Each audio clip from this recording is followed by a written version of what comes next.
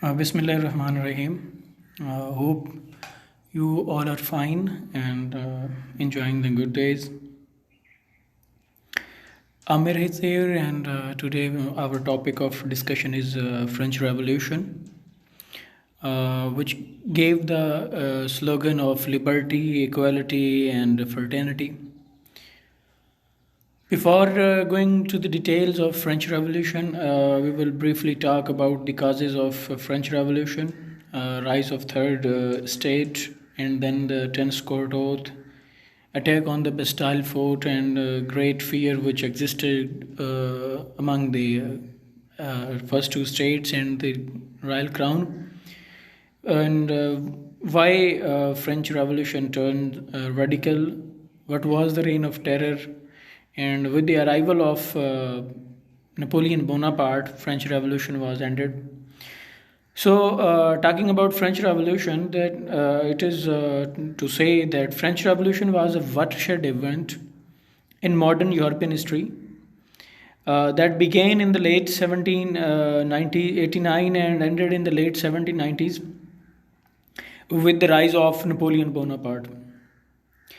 During this period, a whole of France and French citizens raised and redesigned their country's political scenario. They uprooted centuries-old institutions such as absolute monarchy and feudal system, the power of clergy, the power of nobility, the power of the royal king, and they also abolished the theory of king never do wrong.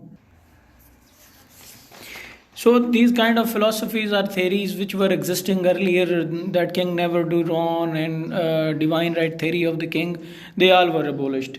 And there were different causes of French Revolution, like cultural leadership of France, influence of French philosophers on the revolution, French bourgeois class or elite class.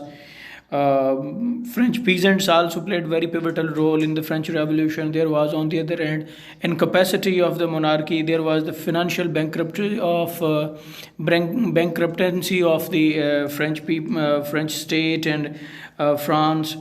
And there were many social causes as well, that privileges of the clergy, which they were enjoying, the nobility, the miseries of the masses and peasants.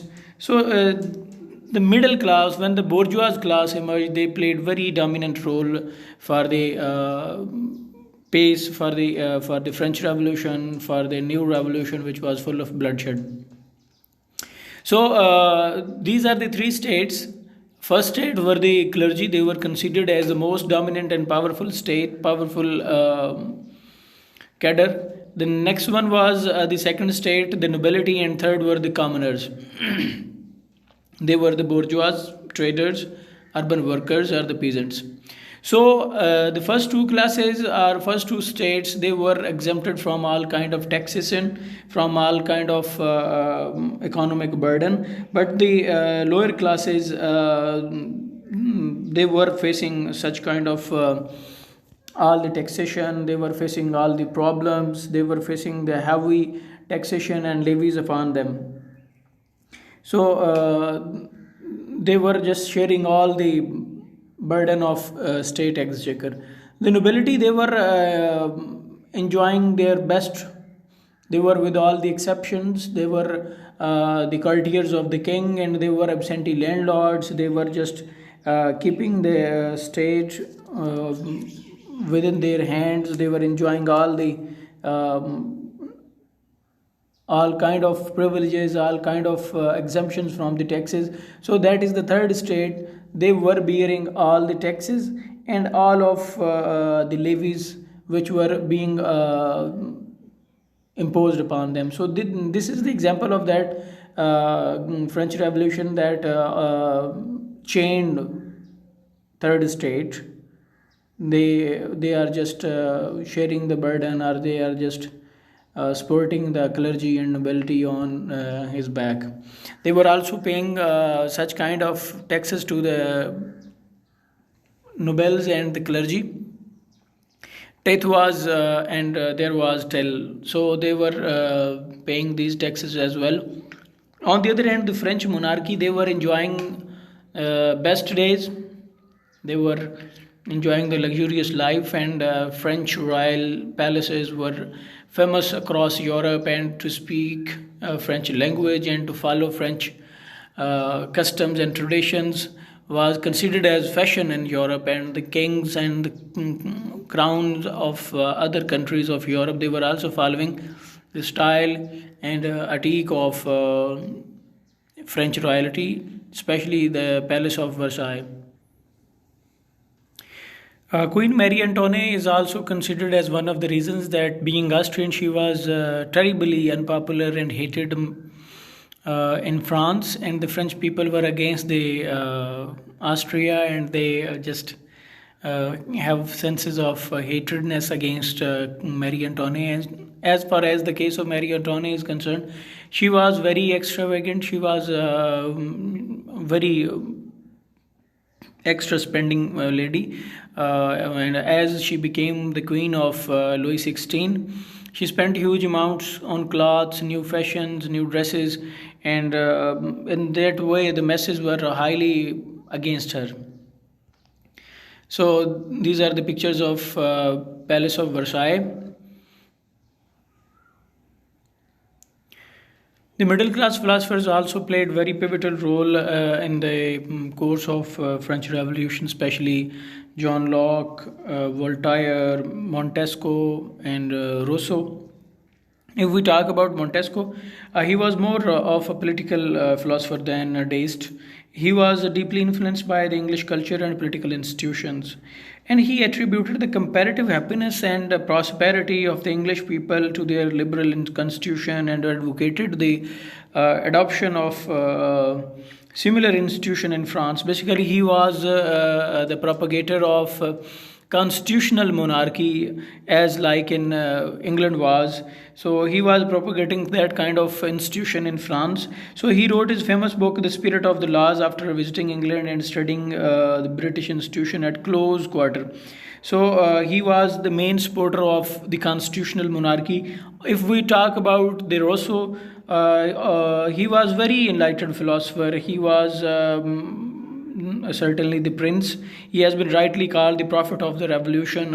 He is considered as the French prophet of the revolution. So he born in Geneva, but he was Frenchman by race, and he settled himself in Paris, and was frequently invited by salons and educational gatherings and meetings of philosophers and intellectuals. So his although he was the prince, he was among the elite, but in his book Social Contract, he analyzed the causes of ills of society, of all the problems of society, and according to him, man originally lived in a state of nature which was extremely blissful, and all men were free and enjoyed equality and liberty, but under the influence of wealth, you can say a few people who wanted to safeguard their vested interest, they made a social contract, and which formed the basis of the government. So this contract was the root cause of all human misery, and it gave the strong and the rich an opportunity to exploit the poor and the weak. So the further course of whole of French Revolution revolves around that, the educational influence of these people, and ultimately riots were broken out, and there were riots across whole of France, and the people, they were just asking for their better rights, their better conditions. And in the meantime, King Louis XVI decided to summon the medieval institution, which was the State General's institution, Assembly of the State General, which was basically not been called by from 1614. So the State General was an assembly of the three states, nobles, the clergy, and the commoners, and whenever it was summoned, the three states met, deliberated, and voted separately, and the votes of any two states could outweigh the votes of the third, irrespective of the strength of the each state. So this is the practice of the past. This was the practice of the past, which was followed in the meetings of the States General. So under the situation, feverish situation of excitement, with the fears and tears of famine and drought of 1788. The elections of state generals held, and it was called in May 1789, and it met in May in 1789. So when it met, the meeting was held. The third state, first time in the joint session, they demand voting by head rather than order, and they also demanded that voting should not be separated, that vote must be joint vote, there must be a joint vote of all the states, and there is no need of separate vote of uh, for any kind of legislation or for any kind of constitutional draft. In the past, there was practice that three states had separately sitting plan and voted by order. So in this situation, it was rejected by third state. So, as the third state, they were adamant of their demands, and they declared themselves as National Assembly and invited other two states to join them. Although King opposed this move and shut the doors of the hall where the meeting of third state was going to be held, surrounded by the excited Persian mob, the third state held meeting outside the hall, and then there was the famous tennis court oath where all the members of that National Assembly, they took oath on the 20th of June 1789. The king was now frightened into submission and ordered that three states should sit together and vote by head. When he ordered this, then behind his outward submission, he was scheming to crush the assembly and move violence by force, and under pressure of his courtiers, he dismissed Necker. He was serving as at that time as finance minister of France. This was fatal mistake made by King Louis XVI, because Necker was very popular with the masses, and they had hoped that he would be able to solve the financial as well as the food problem. So at this stage, when he was dismissed, the Persian mob, he was highly infuriated, and on 14th of July, they just came out of Paris and they attacked the Bastille, and the attack of Bastille was considered as the end of the Bourbon dynasty. So this was hailed as the end of absolutism, absolute monarchy, and it marked the beginning of Great French Revolution. And 14th of July was declared as the National Day of France by ever since. So in this way, the course of revolution was started, and the course of revolution was moved on. And when the Bastille was fallen back, the masses, they just followed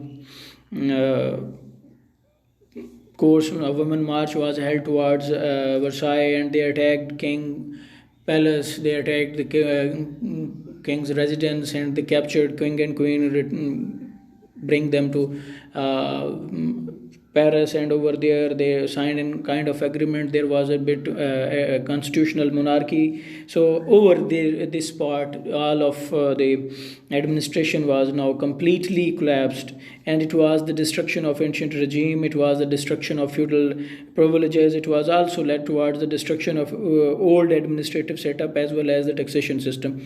So the revolution, it also set a way towards the destruction of church and its privileges. So for the very first time, church was subordinated to the states and became under the department of a state.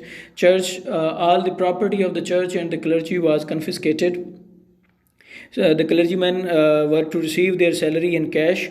Bishops and abbots were to be elected by the laymen, and all the privileges of clergy were abolished. Nun and monks they were relieved of their vows. So all of clergymen had to take a vow of alliance to the civil constitution.